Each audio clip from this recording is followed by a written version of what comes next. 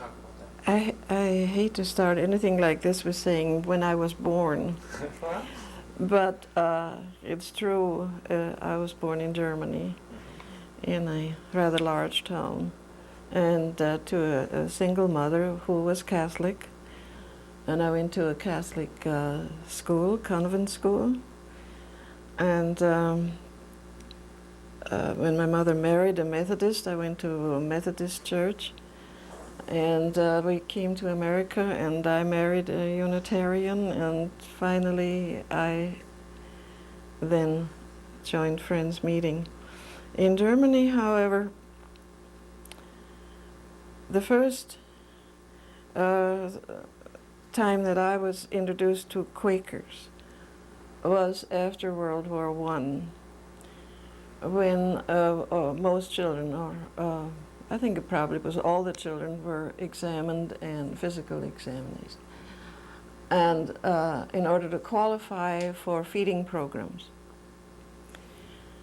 and I always won out and was accepted, and those feeding programs were put on by the Quakers. This was Herbert Hoover's program that he started. We came every day, and we had little buckets where the food was put in there, and high-calorie food. And to us children who received this food, this was like just almost like a miracle that there were people who were actually giving us food like that. So we thought the Quakers must be like nuns, like Catholic nuns or someone like that. That impression really stayed with me until I came to America, and much, much later was introduced to Friends Meeting here. And even then, I didn't think that just anyone could attend. So my feeling for Quakers it's been a very warm feeling going all the way back to my childhood, you see. And what are the circumstances that brought you to this country? They left. You always talked of the American uncle. And excuse me just a minute, we just have a little glitch here with the camera. Could you start over again with the story after the war and just describing that situation? I'm sorry. After the war, the feeding? Yeah. Mm-hmm. Friends opened up, many of us, what you might call like a soup kitchen in Germany, and children were examined, and I qualified. I always was either the smallest or next to the smallest in school. And we went there every day with our little buckets and received rice pudding or a sweet roll and cocoa, this sort of thing.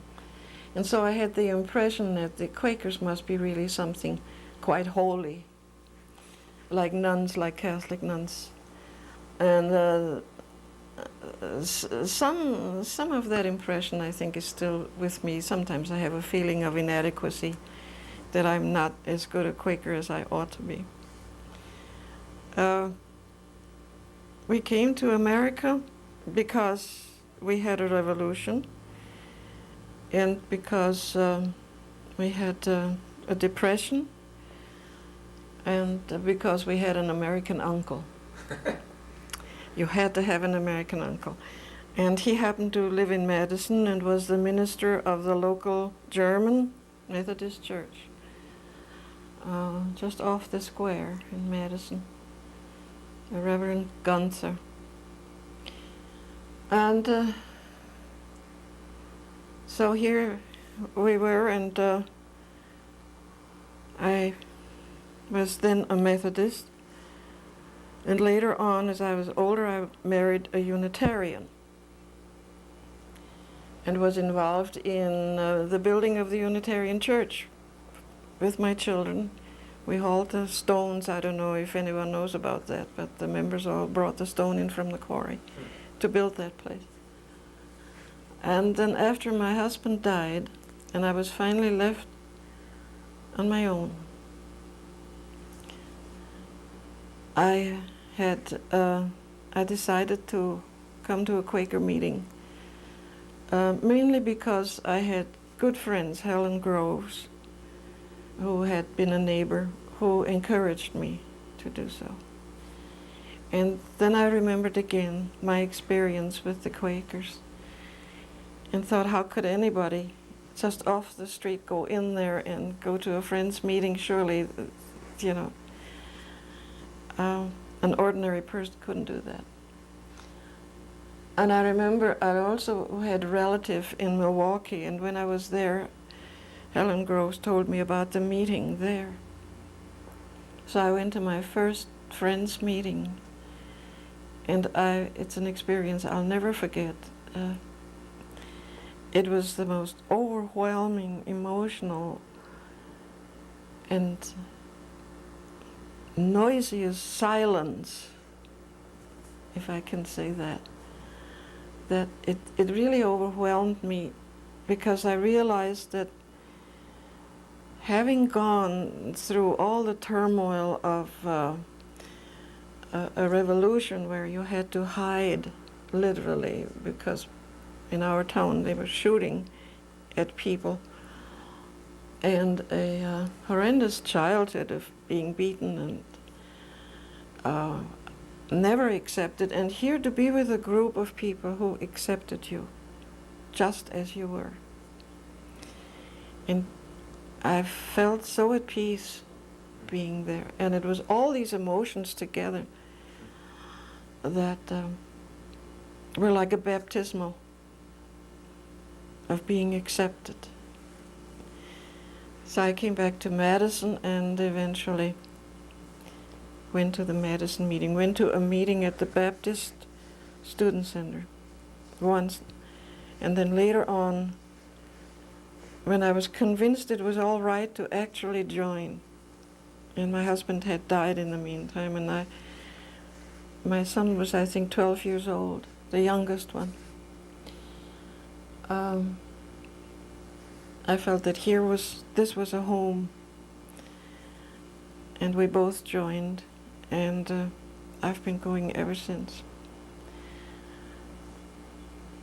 It's influenced me. It's been a support, I want to say, when I've had to make big decisions. And since I had really literally no one to communicate with when I had to make decisions, except some friends.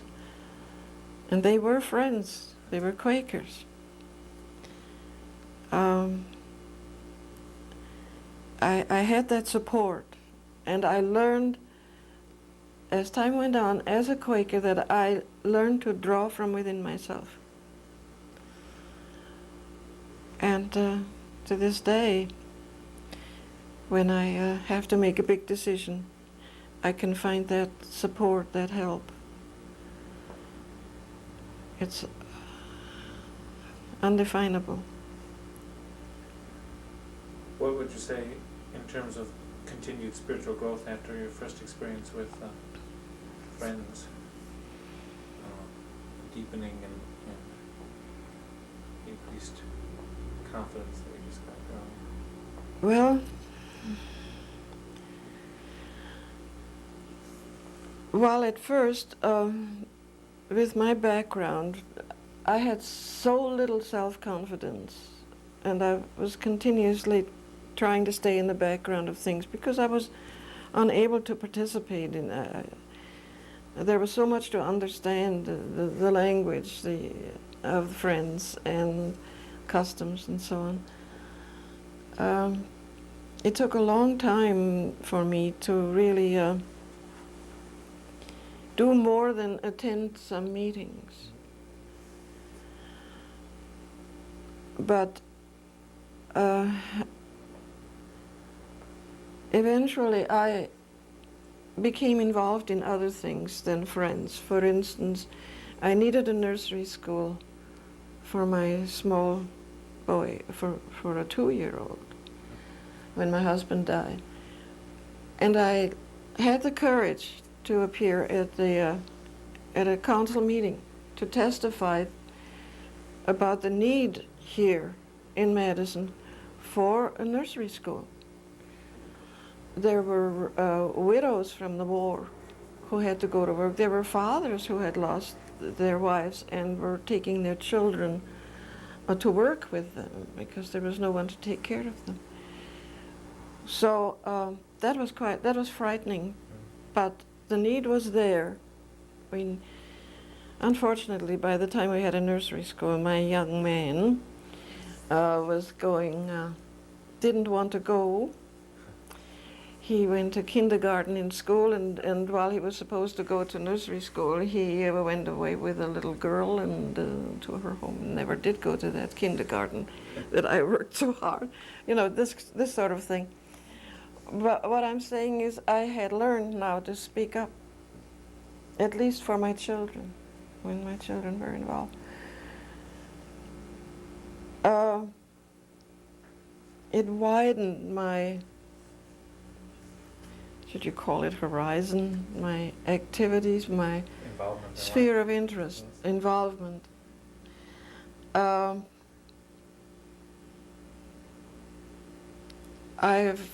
At the present time, or for the last 10 years, I've been a Grey Panther. Now that takes courage. Yes.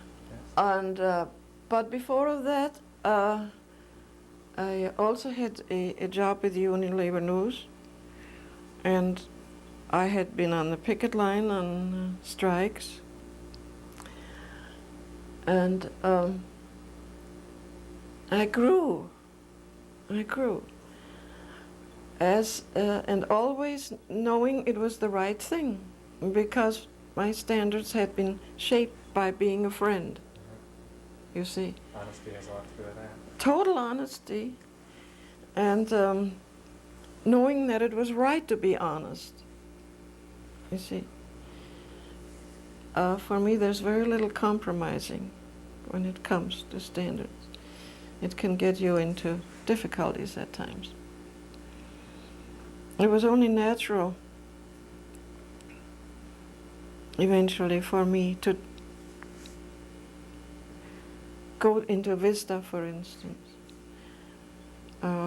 Also, as I had a job as an office manager, and that took courage too, and it was again friends that I went to, and I said, look, this is offered to me, I don't know, and they said, go for it, you see. Gave me the courage. It was Harold Groves, Helen Groves' husband. I could always go to them when I had to make big decisions. And who also said, here's the money, buy a car, you have to learn to drive. I don't know what I would have done without friends.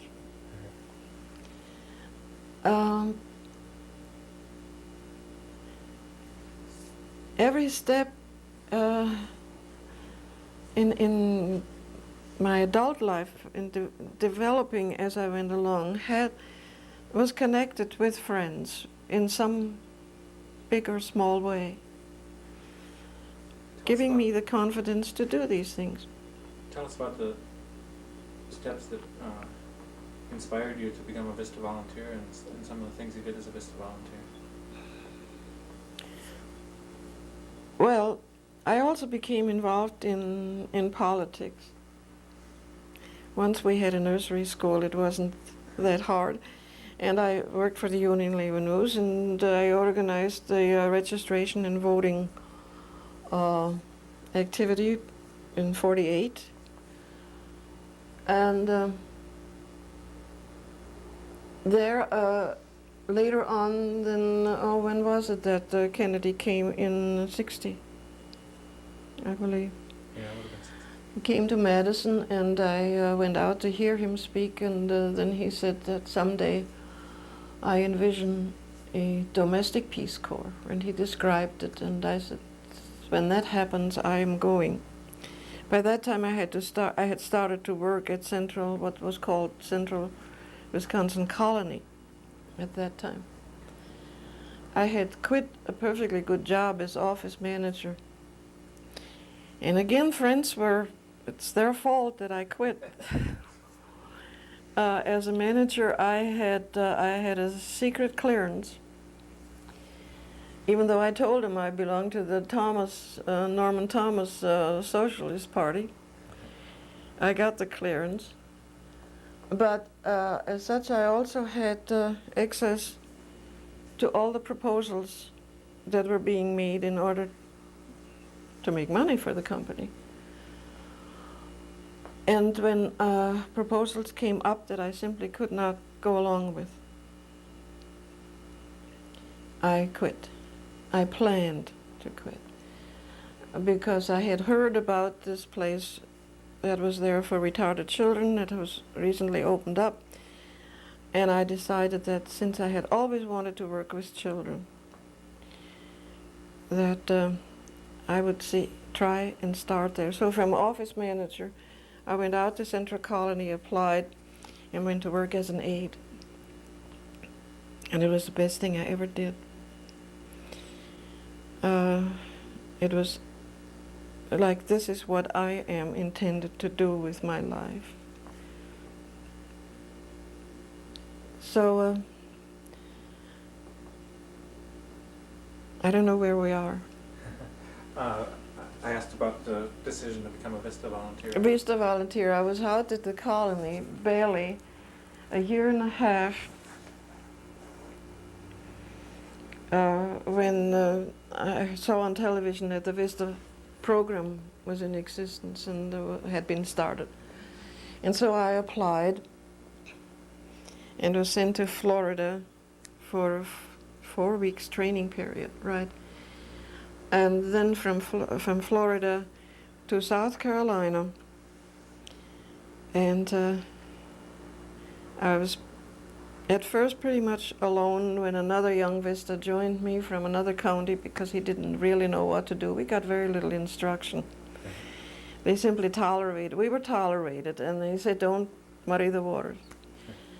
They said, don't accept any rides with blacks. We were supposed to work with the poor, and we were supposed to not ever take a ride to a meeting or to anything. I totally ignored all of this. Headquarters was some 25 miles away from where I was stationed, so they didn't know what I was doing. And we were able to get an old abandoned barber shop. And the children came and played. And I taught some of them to read, although I'm not a teacher. And I asked, the schools were totally segregated. So I went to a black school. They had one white child, which made it legal for them to get money from the government, right? But the principal was willing to have me work with the repeaters, they called them, children who had been in the same grade 2 or 3 years, with the same books. And I learned something that I wish teachers and educators would know, that you cannot expose a brain to the same thing over and over and over again. It disappears. It is meaningless. The letters, nothing, you know. And I wrote to Chicago, where a publisher had published multiracial school books, and I sent for those. And I must give them teacher credit. After a year, she said they all had advanced by a grade. This layperson, forgive me, if I could do that, you can imagine what the teacher corps could do when after I left, they took advantage of all that, the teacher corps and all sorts of other things, programs that the federal government had to offer at the time. It was a wonderful experience, and I'm still in touch. I've gone down for weddings, the only honky with all that black family, you know. And I've been in touch specifically with one young man whom I really encouraged to go on to college. And he went 1 year. Their schooling was so bad that they couldn't make it beyond that. He really tried. But he had that 1 year. And he now is in business for himself. And he does repair. He has a crew of people, and he has a training program for them, Okay. and it's simply terrific. And so I go back occasionally, and to be with them and see what's going on. That community is now totally integrated well. I don't know how permanent integration is anywhere, depending on the economy. When the economy is great, we tolerate everybody. When it's tight, then it's something else. But this is a mill town, and there is work. And the children that I worked with, who now are parents, have their little houses. And I had, again, in South Carolina, we went to a meeting to Charlotte, North Carolina, which is just like 35, 40 miles away.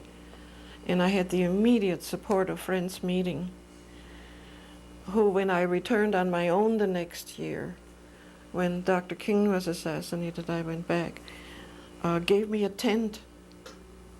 And while I no longer had the support of the government with a truck or anything, you see, but I had my old Volkswagen. Yes, the kids said, "Miss Heine, you came down here in that little old thing." So I pitched a tent in the woods, and the kids came out of the woods. And the white friends gave me food, instant breakfast, and the local NAACP sent me $100. And again, Harold Groves, who was retiring, got $100 from his student at his retirement festivity, and he gave it to me, and I bought books. And I bought inexpensive little books. The kids would run after me like the Pied Piper to have books, you see, little children's books. So I had all the support from friends, and that was, after that, I didn't go anymore except for a visit at a wedding and the death of a child. And I call them up every once in a while. If something important happens, they may call me. They did call me when Dr. King was assassinated. He said, "Miss Heine, what's going on in Wisconsin?" And I could tell them. I said, "There are 1,000 people marching down State Street, you see." And so we keep in touch. It's affected my life. We live simply enough as Quakers. But when I was in South Carolina and came back, for a while I was angry at everyone who had drapes on their windows or comfortable chairs or plenty of food. And, I had to keep it to myself, that anger, because I said, how unfair, the inequality.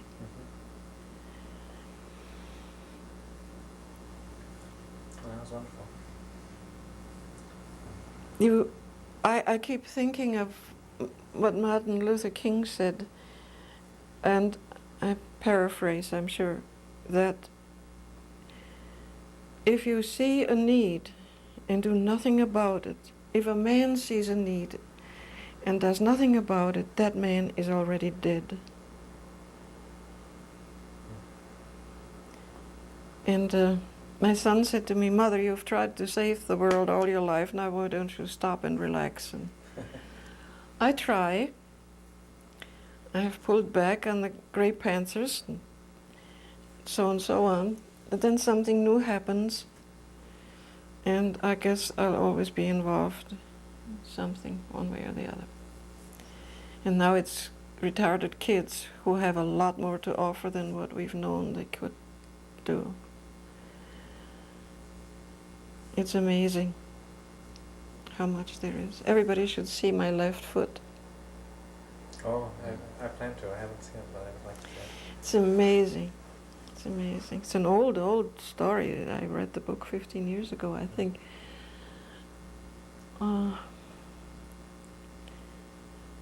As to the future, for instance,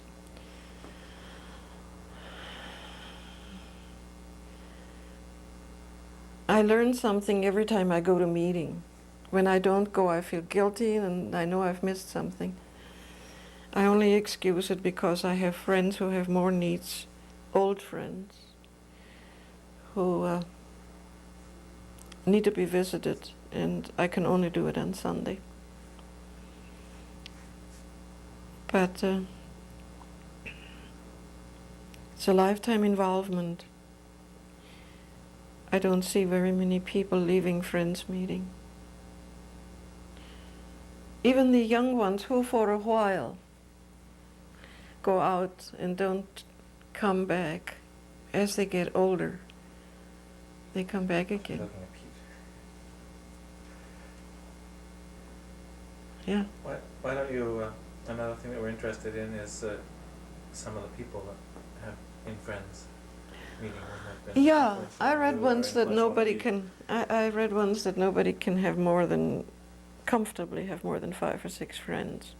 Really close friends who influence your life. When I was a very little girl, as a Catholic child, in that convent there was one sister, and her name was Viborata, Schwester Viborata. And she carried me in the kitchen and gave me hot potatoes.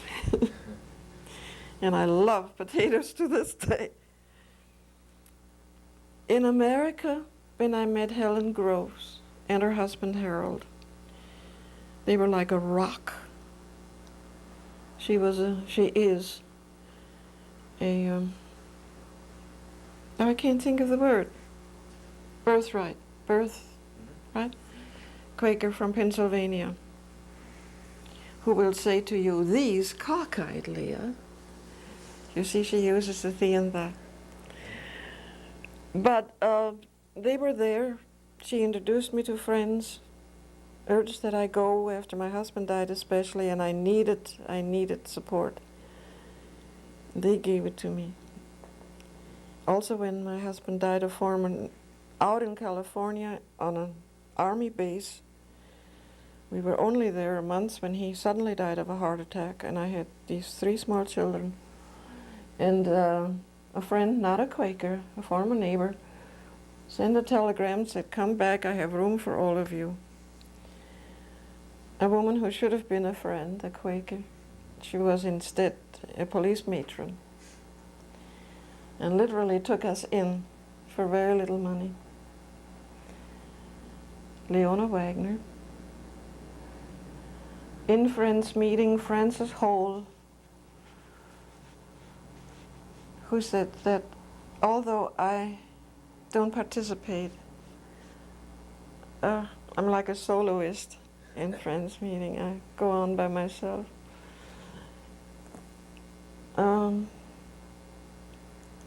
Elspeth Epstein, who could understand what my life was like in Germany because she had grown up nearby,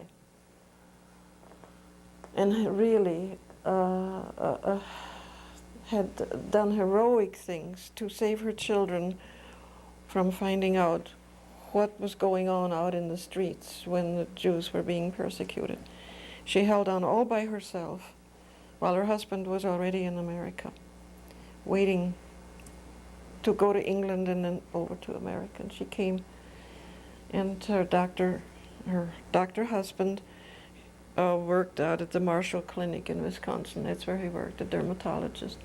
They lived in Madison, and he died, and she took it upon herself. She must have known how I needed that one person in Friends Meeting where I really could talk to. So she had me over for the most elegant luncheons and dinners, and made me talk, forced me to talk. And it was such a great support. And toward the end, when she couldn't drive anymore, I would pick her up and go to early meeting with her. And I miss her. I miss her a lot. I don't know who else in Friends Meeting. Along the way, I was introduced to Signe Anderson, I think it was. Signe Anderson was a sometime attender. And she was very much involved in union and peace work. And she held meetings at her downstairs basement apartment, and I believe, yes, Francis Hall was there. Jack Tiffany, I'm not sure, in Signe Anderson's apartment. But we moved over to Monroe Street, to that meeting house after that. That's where we held meetings. And that was when Carsten Meyer held public meetings in Madison and couldn't get any place to meet. He wanted meetings on Korea, I believe. And finally, the Methodist Church gave him a downstairs room. And that was arranged by the Friends. So, and Jack Tiffany had a lot to do with that. And he has never stopped doing it. He's our conscience when it comes to peace, work in peace. As Grey Panthers, I was absolutely horrified to find out that one of our Grey Panthers had put my name on an announcement to the newspapers that we would have a demonstration in front of a toy store. And she put my name on it as the contact person and left town. And I saw this and I didn't know what to do. I was absolutely panicking. I was so desperate, and I called Jack on the day before and I said, I don't know what to do. You know, 17 below zero outside. And he said, have you talked to the manager of the store? Wouldn't have occurred to me. And I went out there and I talked to the man, got my courage together, and I went from a salesperson to a young lady who acted like a supervisor, very efficient. And I said, we are going to demonstrate. You can't do this. I said, can I talk to the manager? You see, the courage that I had developed over the years, I knew this was the right thing to do, but I was going to do it civilized. Because Jack Tiffany had said, have you talked to the manager? Well, she called for the manager, and the gentleman came with two men. Three of them came to me. Now, you know, now I'm what, 75 years old probably. And they came, and I couldn't help but laugh. And I said, really, does it take three of you to talk to me? I said, we're going to do this. We have, you know, I said, my people are coming, I said. And we have leaflets, and we're going to hand them out. He said, you know, my experience from last year has been that they come in here and they wreck things. I said, well, we don't do that. Well, I can't take a chance. But, he said, if you want to go up the entrance of the shopping center, that is public property. He said, you can do anything you want to there. So we went up there, probably 15 of us, 12 or 15. And there was Jackson Tiffany, looking like Moses on the Mount, with an armful in a median, you know, where the cars came in and going out, and handing out, and his beard had icicles on them. And all the media showed up. It was a huge success. It was just terrific. And Friends, we had announced it. Jackson must have announced it in meeting. Anyway, people came from Friends Meeting, from the Women's International League of Peace and Freedom, where I was a member, right? And Grey Panthers. And we marched. And people on the highway saw those pickets, and the cars were, the traffic stopped, right? They were one behind. Finally, we heard this bullhorn saying, "You have a right to be here. We're for you, but please move, you know, keep cars moving." Was the police. Oh, dear Lea Heine, what are you going to do next? I don't know. Well, anyway, there you have it. How can you stop? Yes. You see a need and you do it, and you have the courage to do it. And you have this terrific support of your friends, of meeting. And that's powerful.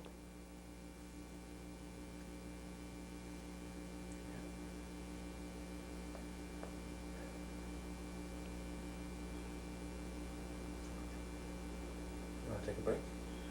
I think you have enough. Let's take a little break. I mean, what else?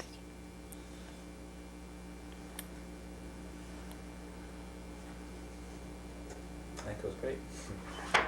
Avoids his social life, that's for sure. The stories you've been telling her. I can talk. Filled with I can talk to social you. action. Yeah, that's all right. We're talking about things I know something about. You know, that I've lived myself. But when I get into a crowd, even in Friends Meeting, especially in Friends Meeting, you have people who are in all the fields of sciences and everything. And there's one thing about Friends, and I want to give one criticism, right? I know they believe in great education all the way up to, you know, as far as you can go. And this is wonderful, and they can do it, but not all of us have been able to do that. And when they get together for coffee afterwards, all you hear is the problems of the university, the funding, what's going on in the, you know, and so-and-so is at that university. Nothing down to earth like myself working with retarded kids, you know. So I don't see one of our laundrymen that I know and I'm friends with at work ever coming to Friends Meeting and feeling comfortable. People would try to, but they can't help themselves. I don't know if all Friends Meetings are like that. I was in Washington for 2 months as a senior intern for Mr. Kastenmeier. And so I went to Florida meeting, and I thought it was the same thing there. I don't know that we want to do anything about it, that we can do anything about it. Friends are well-educated people. It's very important to see that their children are well-educated. And this is great. And I think it's good for the country that there are so many Quakers that can speak with authority to the government. Look what Joe and Joanne Elder are doing internationally. So I can understand it, but I'm just saying that it's difficult for me to be comfortable at social things in Friends Meeting. They don't mean to, they would go out of their way as a group to try to make me comfortable, I think. But it doesn't really, it doesn't hurt me. You see, I have literally been alone most of my life. And I've done all right. Because I have the resources in me to do something with my life. You know. Yeah, Marian Archer is a person who's, to me anyway, sort of bridges that gap. Her life is in books and intellectual endeavors, and yet she comes across as such a down-to-earth type person. Yeah. I don't know her real well, but she has occasionally spoken meeting. I don't know. She also has a husband. Yes. You see, which makes it much easier. No matter where you go, it's easier. And I'm not crying about it. And I am involved with people of my own age now. I've always been involved with older people than myself. I'd like to be in, but society isn't set up that way. You know, to have a conversation with a young person is practically out of the question. It's impossible. There are some at work. I've been out there, you know, I'm one of the old timers at Central Center. And so there are all sorts of therapists who know me because I'm known, they talk to me. It's one of the reasons why doing this project is so meaningful to me, because there's not really this opportunity to be exposed to people who have had so much experience and such wonderful lives and learn about it. it's like breaking society's rules and getting away with it here. Yeah. It's really special.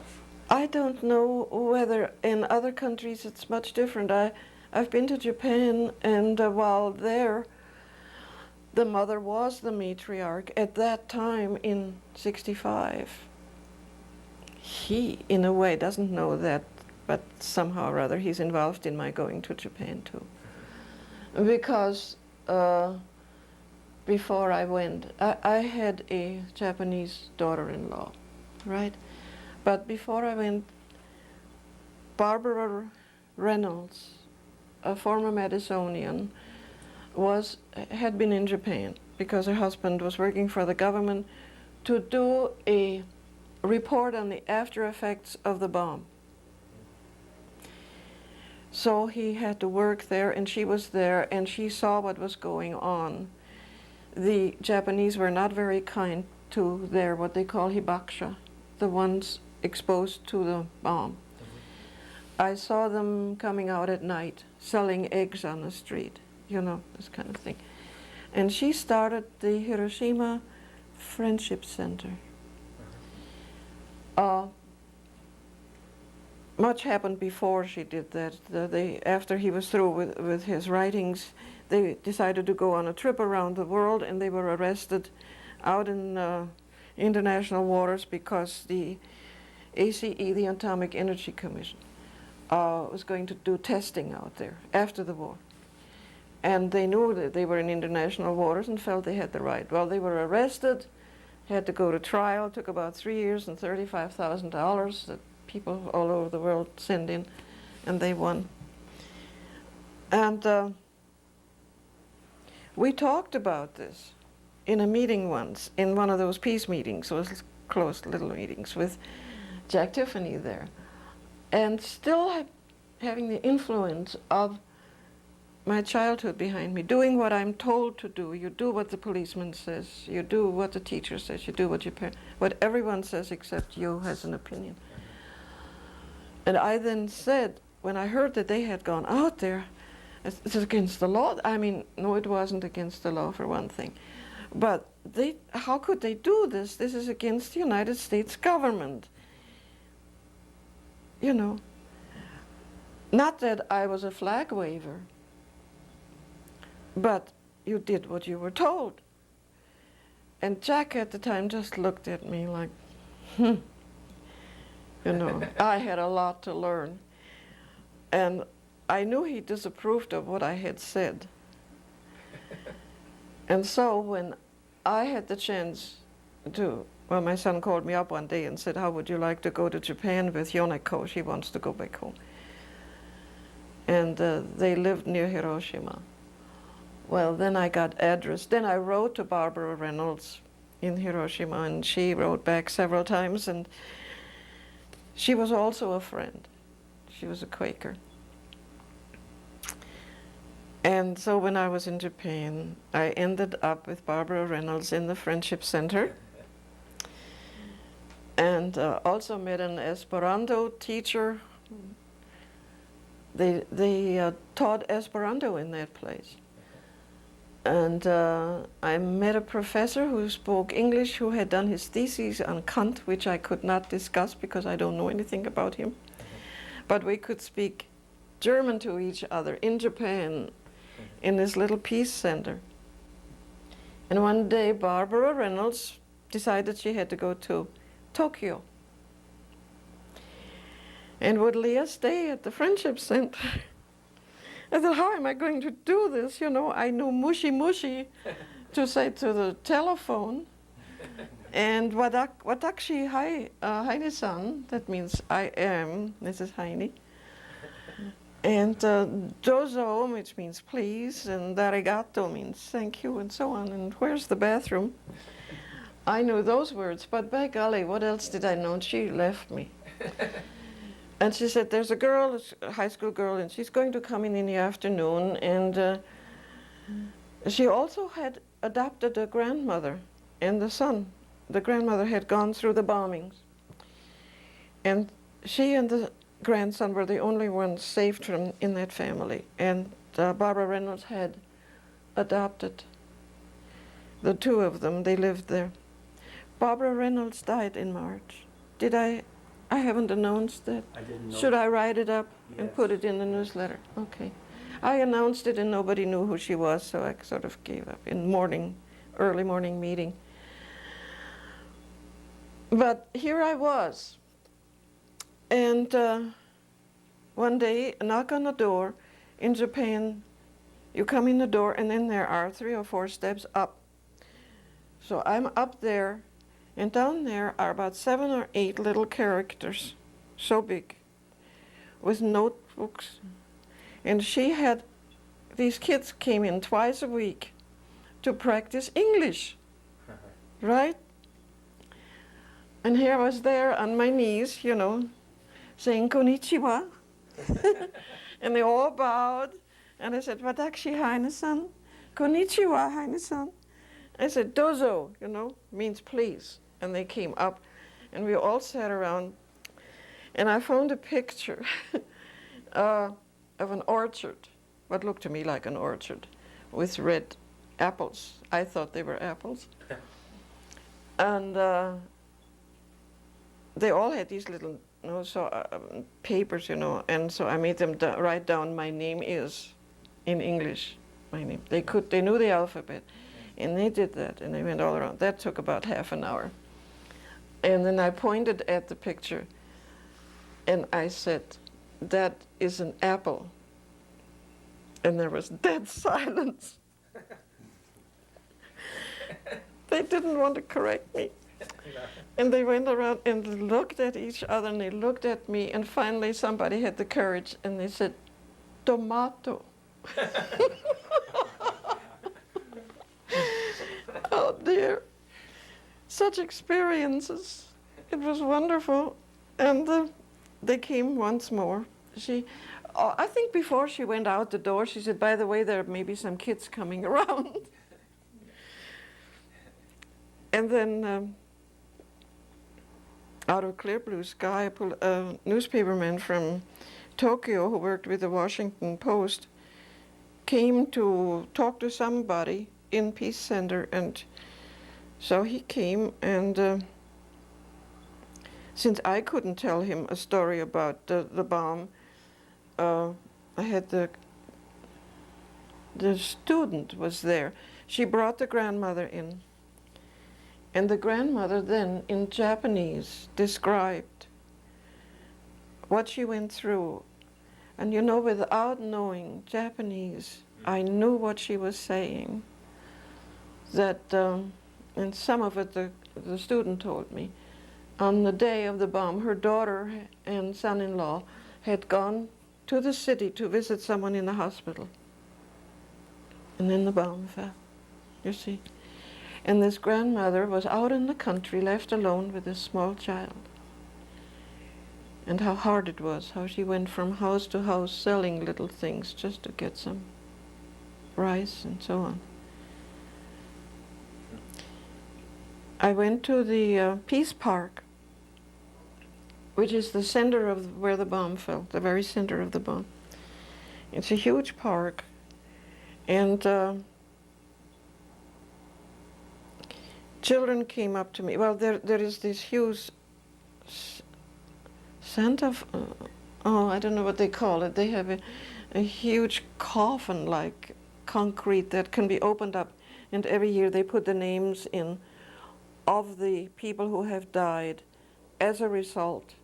The reason they know is because these people suddenly develop a cancer that kills them within a few days. It's just horrendous how it spreads. It's You my see. understanding that there's still a hospital Yes, that does nothing but work. on that's people right. that- And Barbara Reynolds went there all the time. Yes. You see.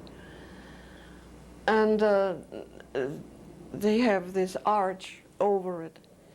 And I bought some flowers, and so did my daughter-in-law, and we left them there. And people watched. I couldn't help it. I was crying like a baby, you know, because to me, the whole experience of being there and my husband had died in America, you know, working for the Navy. And my children, two of my sons, had gone in the Navy. I didn't have any money to send them to school. They got their education in the Navy. And I walked away, and some children followed me, about 14, 15 years old, and they had a petition which asked to keep the skeleton of a huge building, an exhibition hall, to keep it there as a memorial. You know, Japanese really want to erase these experiences. They don't want to see the poor, and they don't want to talk about it. But these children did. They wanted to have that there.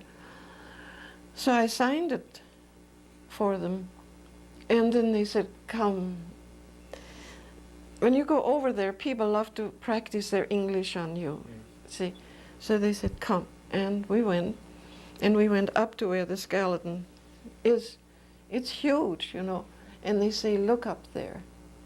And they said, there are birds making a nest there. Life is beginning, you see. I thought that was so beautiful. And they followed us, and when we went on the bus, they followed us again and talked about us to other people, I guess. It's a wonderful experience to have been there, not with a tour. Cold. In Barbara's house, it was cold. And we went out on a farm to relatives where they had paper windows, and the cats had scratched, so the snow came through. I never caught a cold. I ate so much fish that my hair started to turn a little auburn. Slept on the floor and ate the raw fish and loved it. Loved it. It was wonderful, wonderful.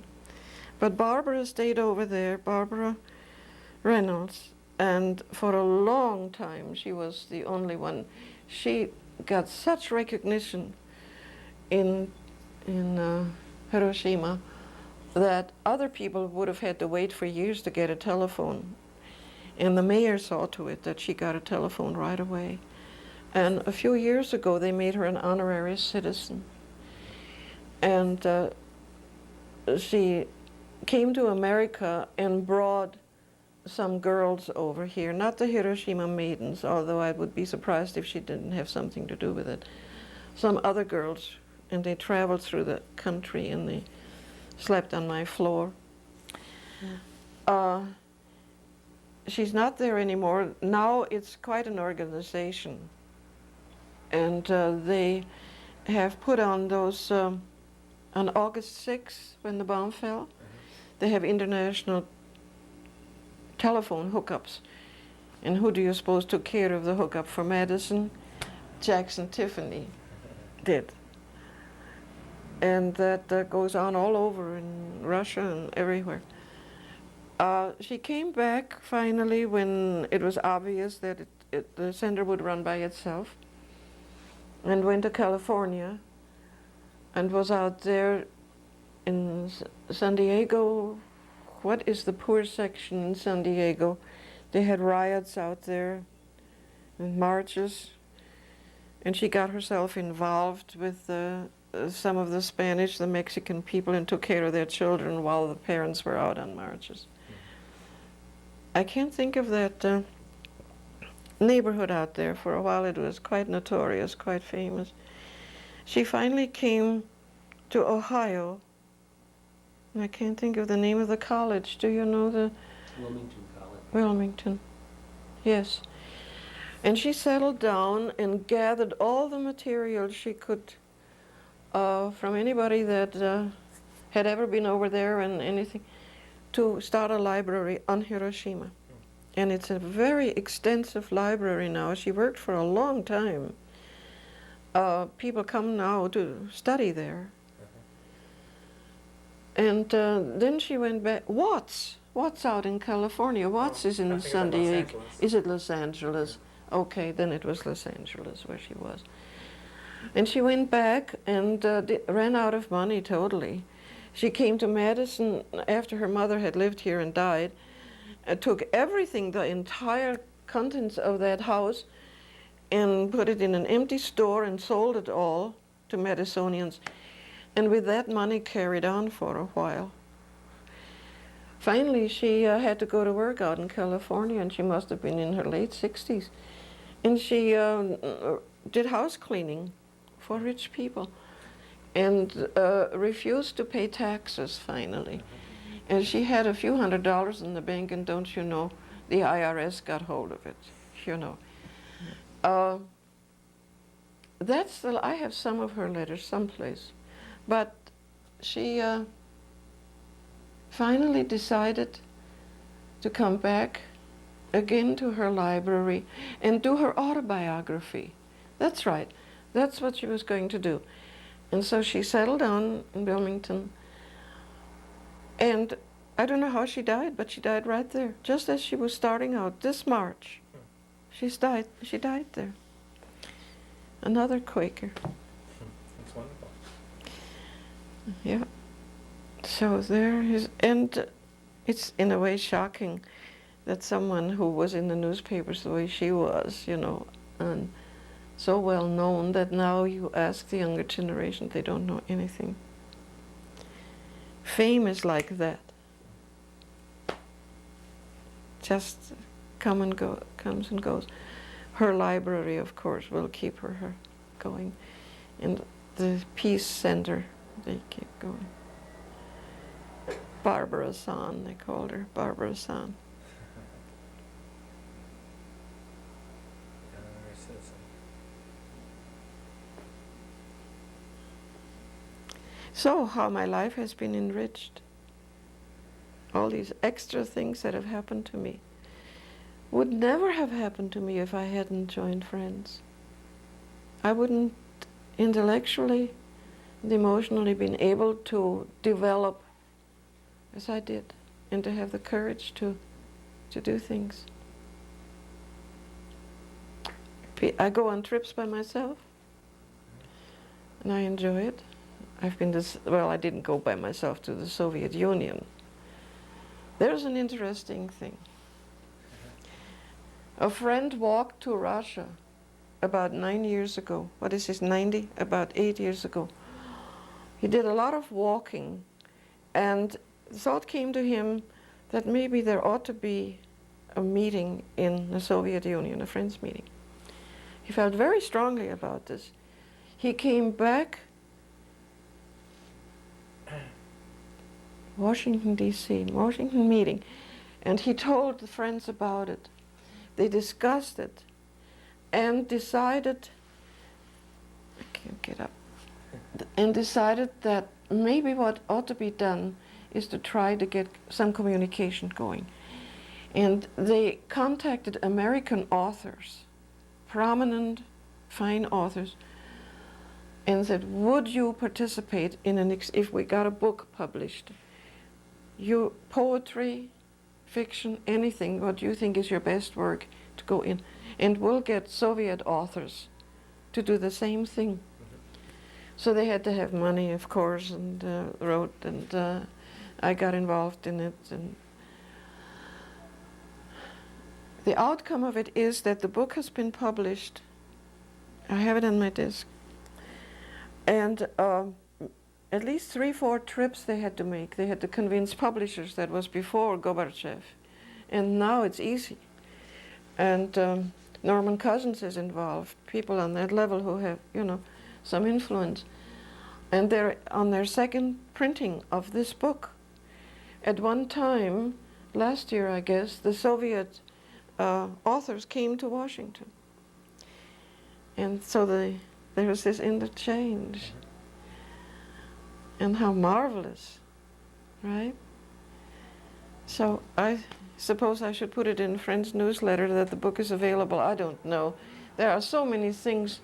And then I have to tell you this story about Helen Groves and the bulletin boards and Friends meetings.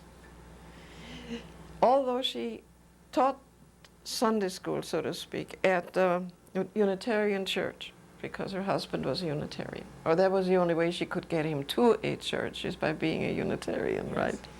Anyway, she once decided that maybe she ought to come back to Friends meeting.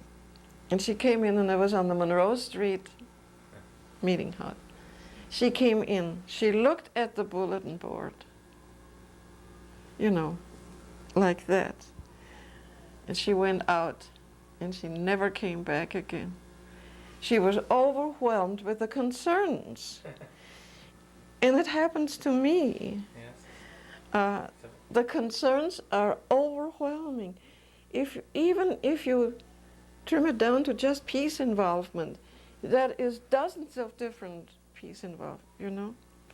That was a major topic of discussion at Meeting for Business last week. I talked to Elizabeth Link. Do you remember her name? Mhm. The Link, Yep. the little Link Park and the Link House. I grew up near the You Links did there, really? Family friends, yeah. I talked to her once down here by the post office. I said, Elizabeth, I don't know what to do. There is so much. And she said, you have to concentrate on one or you'll go crazy. That's why she was only involved in peace activities. But even that, you know, is a big involvement. I've been into the toy thing. And the latest I heard from there's a peace league out in the East. I will think of their name after a while. And they coordinate all the activities of people who work on toys alone, peace toys. And I got a report from them because we had petitions at the farmers market. Every year I had petitions. And we sent them to them. And then they go to the manufacturers. And this year, at the big exhibition of toys, they admitted, the manufacturers admitted, that the peace toys, the peace nicks were giving them a lot of trouble, and they were cutting back on G.I. Joe, all those things. And I really thought, well, I can relax now. I mean, this much is accomplished, Yes. maybe. Now, of course, they're out with those vicious video games that are worse than the toys. Yeah. The only redeeming thing is that they cost so much money. $99 for. So, I don't know that I mean, you can write letters, and I have done that to the Capital Times, and they've printed them nicely. But how long can you go on? I know the next protest march comes around, and I'll be in Milwaukee on, what is it? Not Nature Day, what's coming up? Earth Day. Earth Day, walking with the Gray Panthers in the march. Yeah.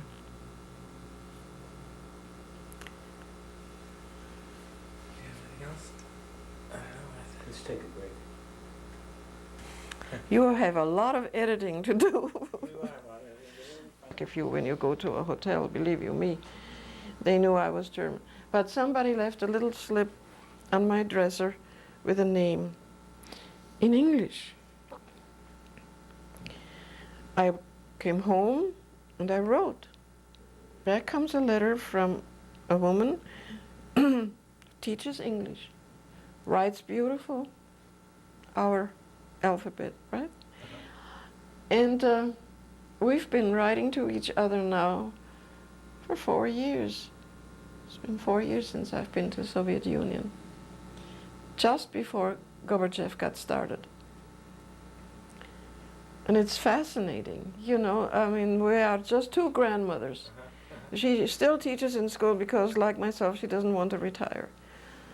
And I hear about her, and Women's Day, and at Christmas she sends me a Christmas card with it's funny, you know, they have the big star on top of the Kremlin. It looks just like a Christmas star.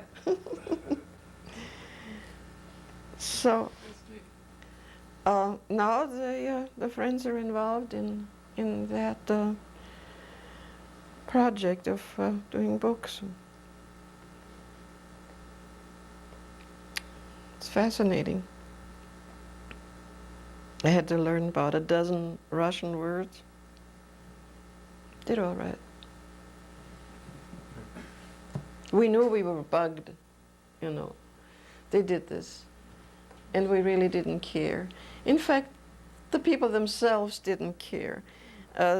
Like, for instance, the doorman at the hotel had to check everybody in. You had a pass to get into the hotel. And finally, he just went like this. You know, when people came, he was so sick and tired of checking this out. Yes.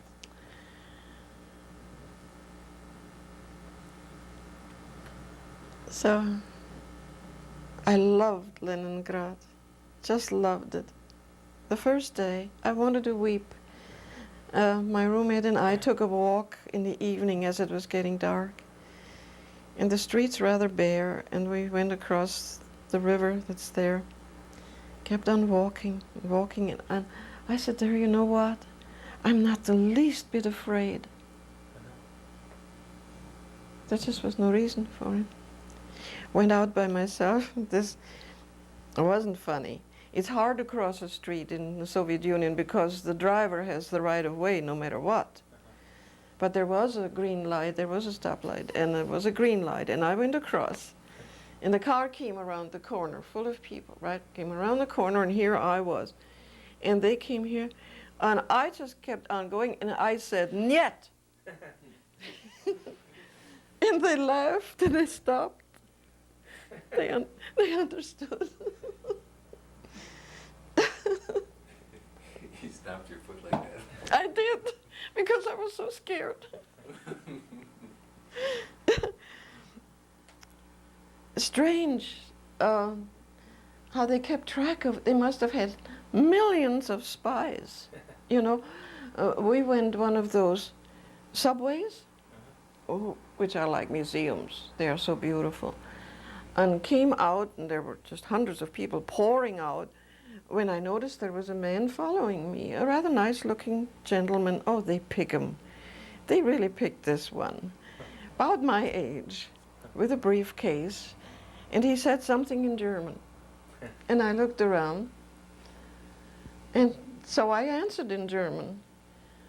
And sure enough, he stopped, and he said that he had come from East Germany when he was a little boy, and that he was a doctor, and he showed me his, you know, papers and everything, which I couldn't read. But come on now, how did somebody know that I was a German? You know. Really, I think he was checking up. Maybe to see if I would invite him in. No one is allowed to bring a guest into a hotel. Not then anyway, you know. They had room for 6,000 people in that hotel, 2 to a room. And most of them tourists. Yes. And now looking back, I felt guilty that we got such wonderful food that I'm sure the Soviets couldn't get. Yeah. It's wonderful. I fell in love with I could live there for a while. I could live there. Peter the Great did a beautiful job. He laid it out. It's gorgeous.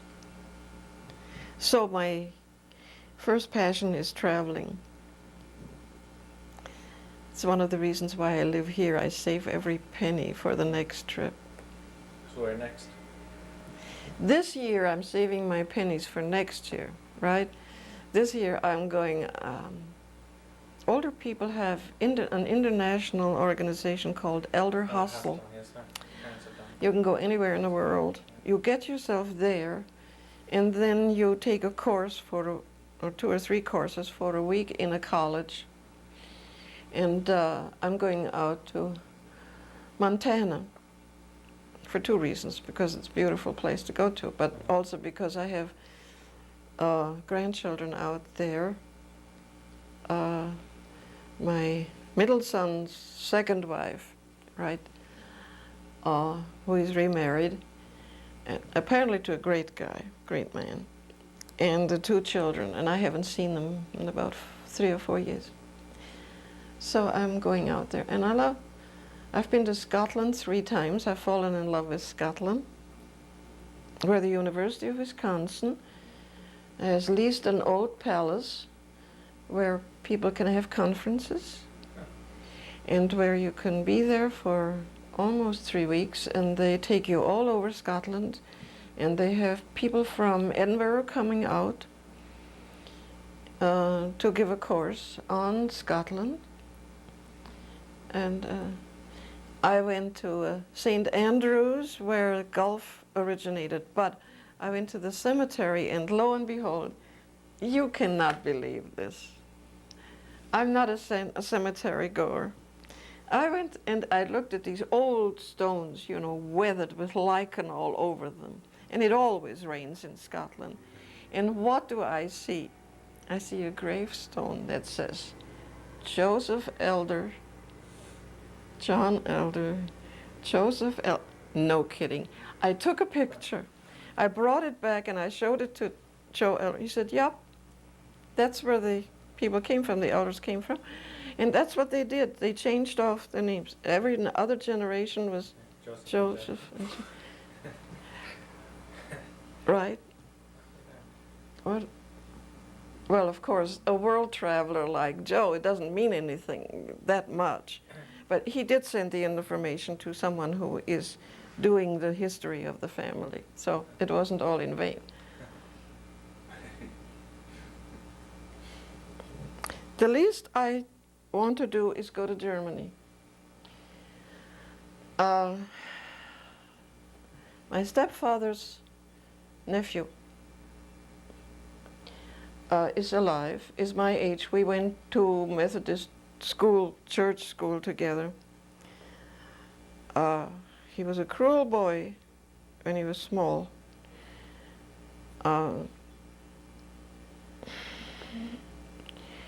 He actually led me down a street by the ears and switched my legs. I never forgot that. I ran away after that. When I went back, he was the only contact I had. And he took over. He arranged side trips, and I had to stay at his house and all of that. But he was a Nazi. I found that out when my stepfather died a few years ago, and his wife, my stepmother, turned everything German over to me. She didn't want anything German in the house after he died. Anyway, I looked through all the photographs, and there was this cousin of mine with a Nazi insignia. And so I don't want to go back. He took me to Munich. By that time I had my son along, Tom, and took us to Munich. And just as we walked on a little street in Munich, the sidewalks sometimes can be so narrow. We went around a corner, and here was a man in the hunters, I don't know if you know the hunters' uniforms. It's a gray wool material with green usually. And they'll have a gray cap with a feather in it and this kind of thing. And it's quite military looking. Came around the corner, and suddenly this cousin stood, you know, and saluted. Here were 2 war buddies. And it frightened me.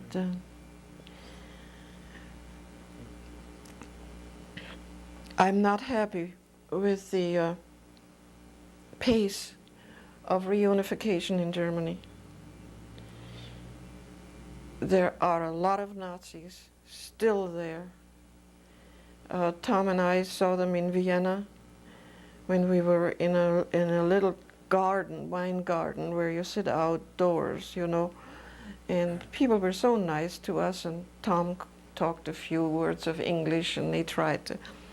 Suddenly in came about 15 or 20 young men, maybe 28, 30 years old, and they pushed all tables together, and they ordered the man who played the accordion to play Hitler songs, Nazi songs. And there they sang. Now this was 73 or 4, right?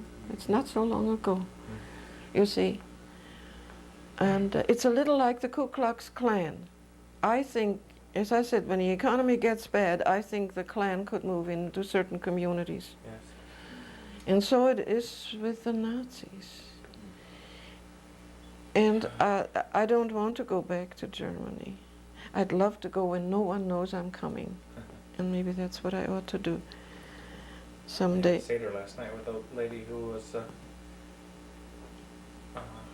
grew up in Poland, and she had. What was it? You said something that made me think about this. I can't remember what you said, but it had to do with integration, and how you never know if integration is here to stay or if it's going to be gone tomorrow, because the Jewish people were so integrated into Polish society, and that her parents felt no need to tell her about Judaism and how that there's any discrimination or anything like that. And here comes the war, and it was the integration was so superficial that the Polish people were so enthusiastic about the final solution. She's spent the war in Poland in hiding, pretending to be a Catholic. Gosh, So, terrible. and she's now working up the strength to go back to Poland. I've admired Bettina for going back, because at first, right after the war, she said, I'm never going back, I'm not going to spend my money in that country. But obviously she has found former friends, and she does go back, and she can do that. But I don't want to go back. No. Yeah, well, it's the same in Germany. There was the intellectual class of Jewish people were more German than they were Jewish. But Mhm. my wife's family was of that Mm-hmm. of that class too. And they considered themselves very, very German. My voice instructor when I went to college, his name was Siegfried Koinanus, and he is in the who's who in music. His family was. And I wish I could get hold of a new one to see what they say, what happened to him, because he was Jewish. And I heard that he had to flee. A wonderful man. Yes. He gave me private lessons and wanted me to stay, you know. That's why I didn't want to come to America, for one thing. But he just disappeared. What a terrible, terrible time. Right, I don't see. How can you recover, how can a country recover from that? Except the young people say, we had nothing to do with it. Denial. But also, I've read somewhere that when they see the film Holocaust, which I can't look at, I can't bear,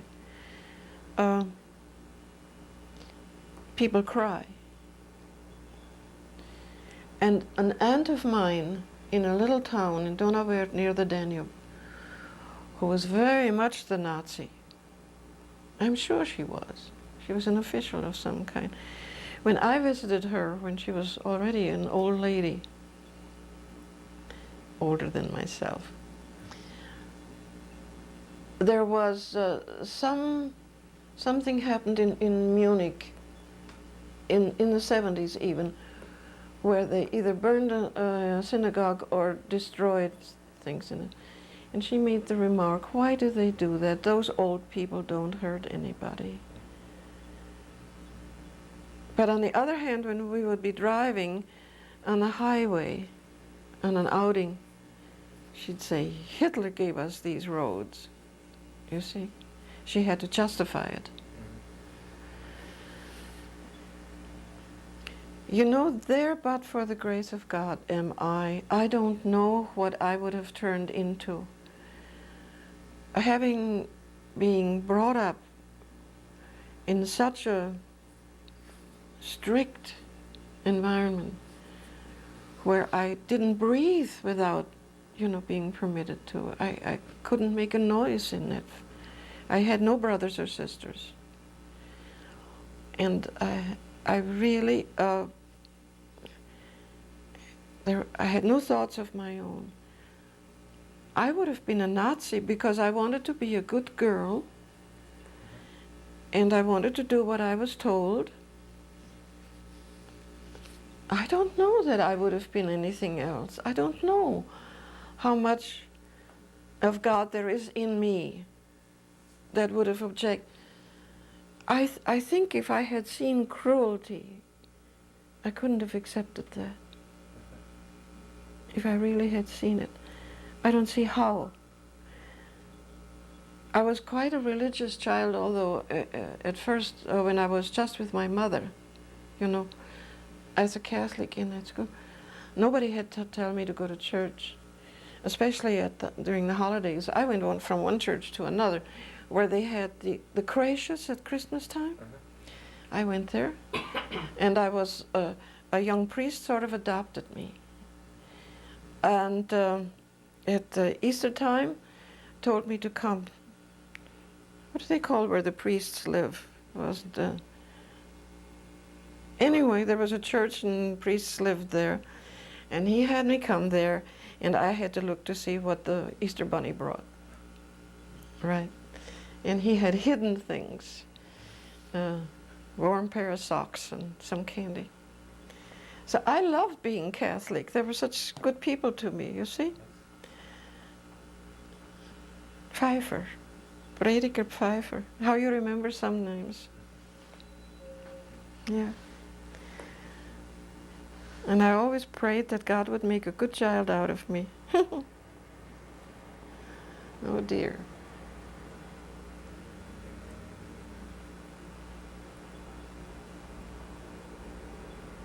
Where was the church when all this happened?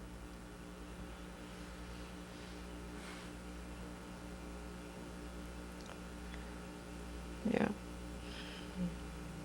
Bettina, when we interviewed Bettina, she brought my attention to the fact that there's a book of sermons given by Rabbi Swarzinski, who married my wife and I, did the marriage for us, and Really? he spoke about this position of the church. I have Swarzinski's book, Yeah. and I have a lovely letter by Swarzinski. Dear friend Lea, where he understood why it was okay for me to be alone. He said, you have the talent to enrich your life. It's a lovely letter. I've saved it. It's in the other room. Remarkable man, wasn't he? Yeah.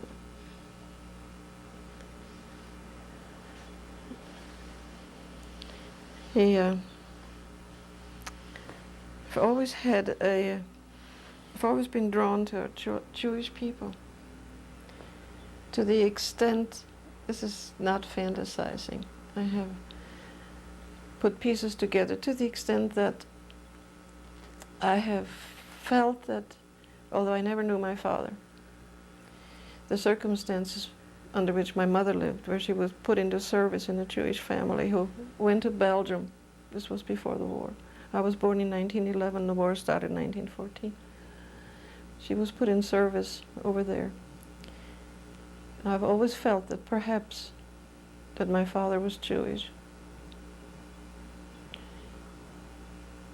I've talked to Elspeth about this. She said, nah. I said, nah. But I would have liked to have known. At least I would have belonged somewhere, So, but since I'm with the friends now, I don't have that need. Although one never gets over the longing to know who you are. On my mother's side, quite a family. when Hitler came in, my cousin, who was, let me see, was killed in the war. But anyway, he wanted a job with the government, with the post office, I believe. And he had to prove that he was not Jewish. And so he lived in a little town, almost a village like. And he went to the Catholic priest. That's all he had to do to get the history of the family. And when I was over there in the 70s, I talked to a cousin in my family, my own family, my mother's side. And I said, I'd like to find out, you know, who we are and if there's anything. And she said, oh, wait, when your aunt died, I cleaned out the house, and she came with a shoebox. And in it is the history going back to 1630 something. These Catholic priests, you know, it was their job To record all that. to record everything, and it's all handwritten, you know. And the few generations that I myself knew, they were all organizers. They were not afraid to speak up. And the one uncle was anti-Nazi, and he kept a gun in his house to protect his family.